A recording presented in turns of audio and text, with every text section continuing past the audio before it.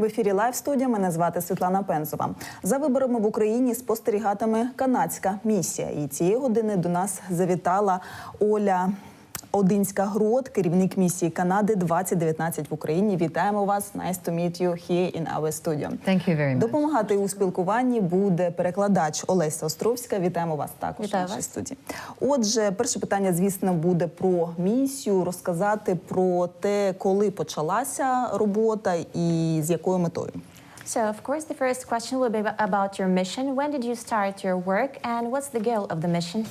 The goal of the mission is to observe as international observers that are independent and neutral, and to observe how the election process unfolds, and then we will make a report. And we will present that to the Ukrainian government at the end. And of course, it's public. It will go to the Canadian government as well. But we have been here since the presidential election, which of course we were here for round 1 and round 2. And we currently have 50 observers, our long-term observers in Ukraine in all of the oblasts where the elections will be held. I'll let you do that. Отож, наша головна мета – це спостерігати за проходженням виборів. Ми нейтральна та неупереджена організація. Ми вже спостерігали вибори президентські, як перший, так і другий тур. На даний момент в Україні вже знаходиться 50 спостерігачів довгострокових. І ми збираємося спостерігати за процесом виборів, далі нотувати все і далі відсилати репортажі по нашій роботі. Звітувати, так? Yes. Скажіть, будь ласка, ви згадали такий важливий критерій, як неупередженість експертів, завдяки чому вона досягається? So you mentioned such an important criteria as impartiality of experts. How do you achieve it? We have training. We have a code of conduct that we present and to our observers. We follow the international rules of observation. And we try to select people that follow rules and have the best interests of promoting democracy in a free and fair way without expressing their own opinion and remaining neutral in order to provide the best report possible that we can at the end. And then, of course, we will offer some recommendations, perhaps. Ми проводимо спеціальні тренінги для того, щоб забезпечити те, що всі наші спостерігачі стежать за тим, що вони правильно себе поводять. Ми вибираємо спеціальних людей, які є нейтральними, які є неупередженими. Та це ми робимо для того, щоб потім спромогтися дати звіт найкращої якості для нашої організації. І сьогодні ви завітали до Одеси. Розкажіть, будь ласка, з якою метою? So today you have come to Odessa. Tell us about the purpose of your coming.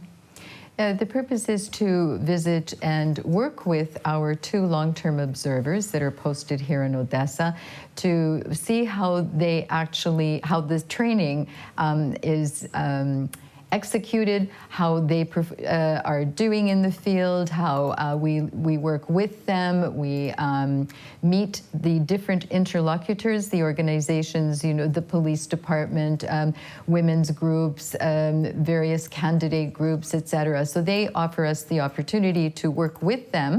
And as well, it gives us an opportunity to do some interviews and that we can both share with the Ukrainian public the work of Canada and the Canadian government and our Canadian people. And we have an opportunity to share that in Ukraine and then send it back home to Canada.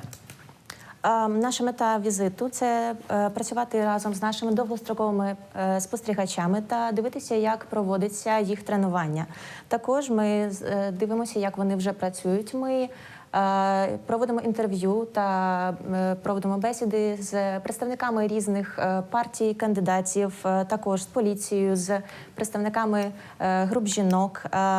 Це все зроблено для того, щоб познайомити спільноту України з роботою Канадем, канадського уряду і для того, щоб потім звітувати як українським людям, так і канадському уряду. Звісно, хочеться дізнатися про враження, і така, можливо, вже є загальна оцінка того, що відбувається у нас в Одесі, зокрема, і в Україні в цілому. Of course, we'd like to know your overall expression and your assessment of activity in Odessa and in Ukraine. The results of our observation will only be presented at our preliminary press conference the day after the election. So at this moment, we are not commenting on what we're observing. We are observing, taking notes, and then the long-term observers and short-term observers will come back to Kyiv at the end of the process. We will then have a briefing, a meeting. Everyone will present all of their observations, and we will then write the report and present it at that time. I can say that it would appear that our observations lead us to see that things are proceeding in a normal fashion. The DECs and the PACs have put their committees together. Of course, today is a crucial day for the PACs. And so we are just watching how this is all unfolding at this moment in time. Я не можу точно коментувати це питання в даний момент, але я скажу, що канадська місія зможе оприлюднити свій звіт, попередній звіт, зразу на другий день після виборів в Україні. Команди довгострокових та короткострокових спостерігачів прийдуть в Київ, там матимуть брифінг і зможуть після цього оприлюднити всі результати. Загальне моє враження – це те, що окружна комісія та дільниці дуже добре співпрацюють один з одним, та ситуація загалом нормальна. Знайшла інформацію, що ви брали участь у управлінні місією Канади і у попередніх роках, і все ж, можливо, є якісь висновки, порівнюючи вибори в Україні, які відбувалися в різних роках, чи є, можливо, удосконалення, чи є демократизація процесу? So I have found some information that you used to be a deputy head of the mission previous times too, and I would like to ask you whether you can compare some elections in Ukraine during the last years. Are there advantages? Are there any enhancements? Oh, I would say there definitely are. If nothing else, just the electronic working with the CEC in an electronic email fashion, as opposed to, everything was much more physical in the past. I would say that the organization at the PECs and the DECs has come a long way, and the process is professionalizing, as it is in many countries of the world. Процес стає все більш професійним, як і в інших країнах світу, і, звичайно, є дуже багато покращень. Наприклад, раніше весь процес був набагато більш фізичним, а зараз ЦВК вже працює з електронікою.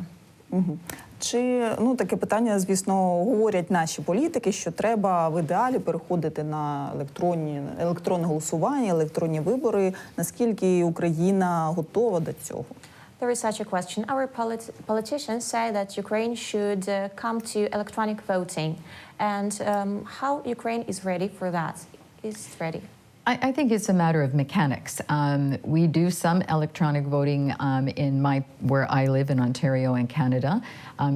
It's functioning already in some constituencies of the world, and many constituencies, but you need to have the mechanics available at all levels, from the PEC level right up. In Ukraine, there are still many rural areas and many long distances to get the information from a PEC to a DEC can be, a 5-hour car drive through bumpy roads. So if the electronics can be worked out, then of course, why not? Я вважаю, що вся справа в техніці. Я хочу сказати, що в моїй країні вже функціонує таке голосування електронне, але треба мати на увазі, що в Україні дуже багато сільських місцевостей.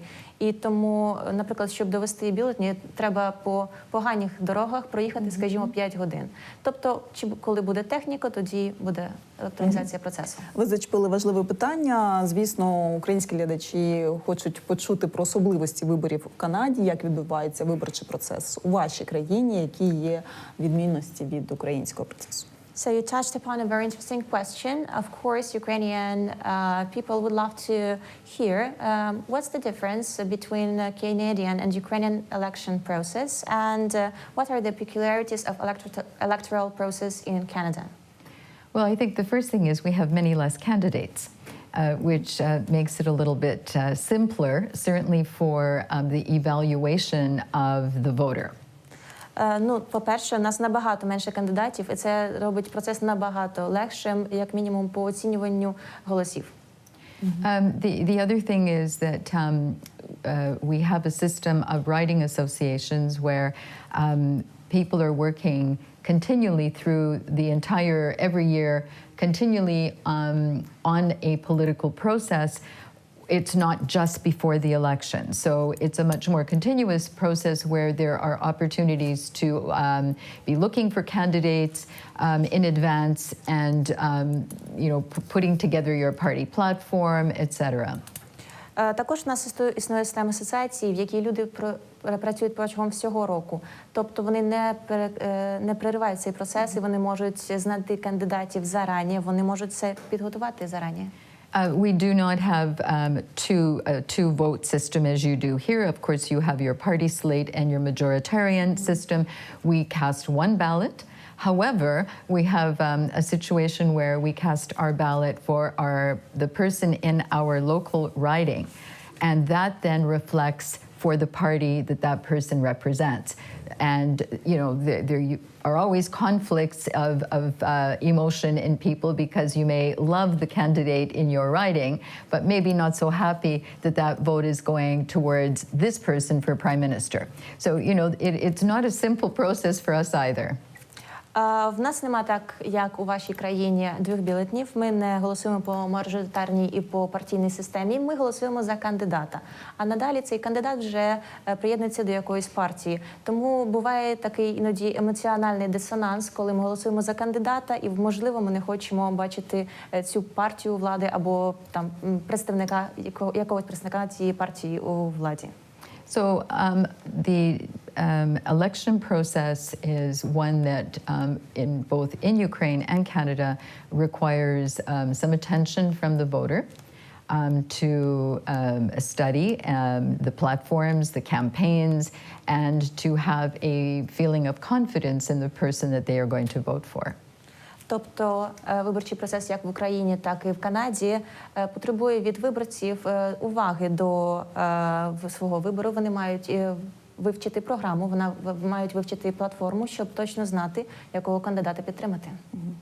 Отже, до наших виборів в Україні залишається трохи більше 2 тижнів. Хочеться від вас почути таку рекомендацію українцям, одеситам зокрема, як неупереджено, неемоційно все ж проголосувати. І ви згадали такий важливий критерій, як кількість вибору. У нас він дійсно дуже багато представлено партій. Як не розгубитися у цьому морі і зробити вірний вибір, що б порадили? So there are a little bit more than 2 weeks before the parliamentary elections, and we would like you to ask for advice how to make this choice impartially, how to vote for the correct candidate, though we have such a quantity of them, a number of them, that we can get lost. So what would you advise? Well, I think that it's summer. People should sit on their porch, their balcony, or at a cafe, and they should be reading the literature, looking at, the social media, looking at the campaign, reading billboards, and getting an opinion.